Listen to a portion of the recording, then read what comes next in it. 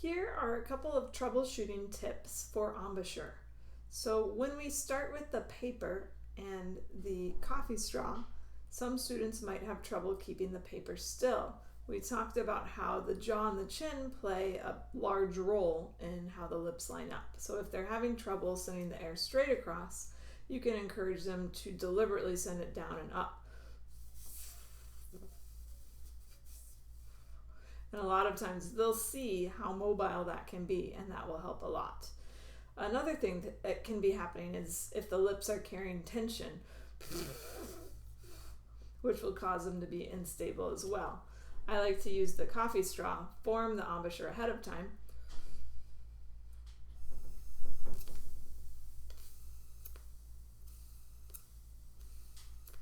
and practice taking the coffee straw in and out while the lips are still formed in an embouchure. If the lips are grabbing the straw, then they'll be pulled out with the straw, and that shows that you're carrying too much tension. Anytime we're pressing on something, it's a lack of strength. If we build strength in the lips, they can stay still without having to squeeze or grab. Another place where we can carry tension and squeeze and grab is in the corners. Sometimes without bringing them in, we still try to get tense because they're trying to squeeze the line down. And a straight line means that the corners can't come in.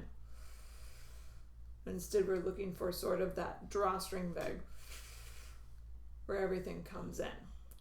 So if that's happening, I'll actually work on strengthening the cheek muscles, and that's something you can do with an exercise as simple as sucking in your cheeks. You can also work on just the cheekbones. I mentioned this, which is like just before you start to smile. So that's just a little movement there. Another thing you can do is to work on the mobility of the top lip. So this is a face that usually makes my students laugh. You've been warned. But that shows that you have control of your upper lip instead of just blatantly squeezing.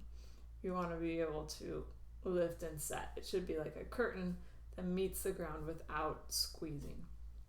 Another thing to keep in mind is strengthening these corners. So they sell a lot of expensive tools to do this, but you can also use your fingers.